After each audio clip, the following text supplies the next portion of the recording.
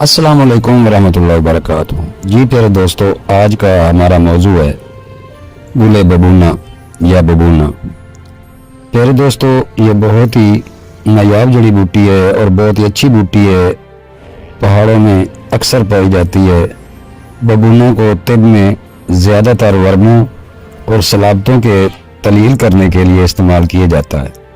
अमूमन चोट, मोच, वर्मों की जगहों पर सिकाई करने के लिए बबूनों के फूलों से बने जुशांदे से धोते हैं। दिमागी असबी अमराज में, यरकान में, कान के दर्द में, अर्कुल निसा और गैंठिया वगैरह में सफूफ या मुख्तलिफ तरीक़ों से खिलाया जाता है या मालिश की जाती है।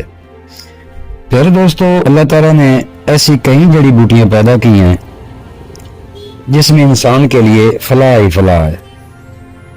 सदियों से इसकी चाहे यूनान, मिस्र और रोम में जख्मों को मंद करने के लिए इस्तेमाल की जाती है, जिसे जदीद तहकीक ने भी दुरुस्त साबित किया है। तिबी माहिरीन के नज़दीक ये चाहे ज़ियाबीतिस और ब्लड शुगर के मरीजों के लिए भी इंतहाई हिफाजत की हामिल है। ये एंटी बैक्टीरियल है और सर्दी से होने वाली खांसी, फ्लू और बुखार वगैरह के लिए मरीजों को इंतहाई सूदमंद है।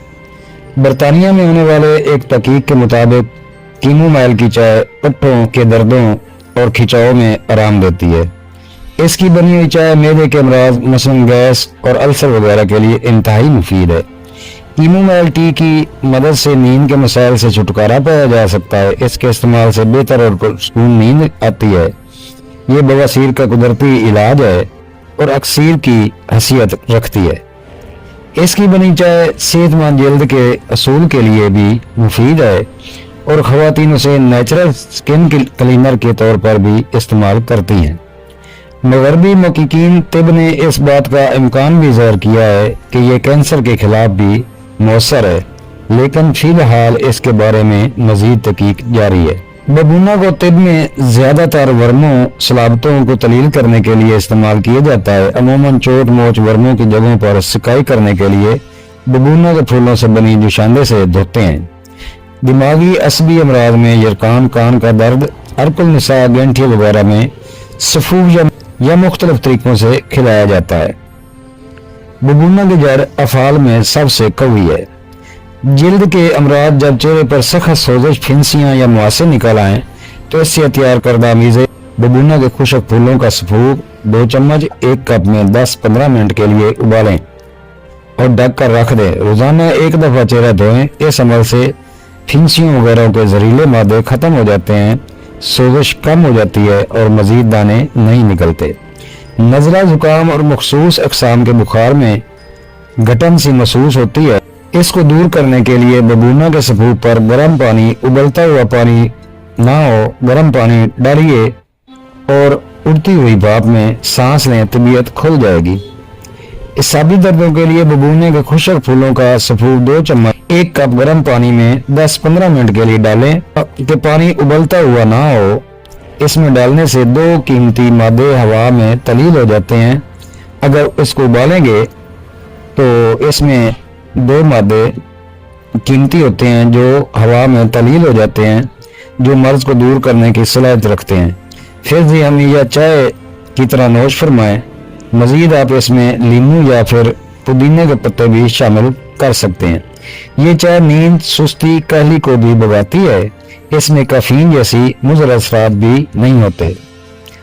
अयाम की तकलीफ के लिए गुल बबूना के सफूफ को गर्म पानी में चीनी, शहद, काली मिर्च में से कोई एक चीज डालकर पिया जा सकता है। सर्दियों के मौसम में ख़वातीन अयाम के दिनों में पिएं तो अयाम की तकलीफ से निजात मिलती है। गुल बबूना के जुशांदे पर होने वाली तहकीक के मुताबिक इसको रोजाना 1 हफ्ता पीने वालों का इम्यून सिस्टम मजबूत होता है और नर्वस सिस्टम को ताकत मिलती है। गुल बबूना का जुशांदा बनाने के लिए 2 चम्मच गुल बबूना और उसमें 5 पत्ते पुदीने के लेकर 1 कप उबलता हुआ पानी लेकर इसमें डालकर चंद मिनट के लिए ढक दें और बाद में नितार कर पी लें। इंशाल्लाह जायका भला लगेगा और पानी उबलते हुए में मत डालें। शियाटिका के दर्द के लिए भी ये मुफीद पाया गया है। इस दर्द में मुब्तला अफराद दर्द की जगह पर इसके फूलों का लेप करके सुकून पा सकते हैं। अगर पेट में मरोड़ उठें, अजाबत तकलीफ से हो तो दिन में बबूना से बनी चाय 1 या 2 कप जरूर पिएं।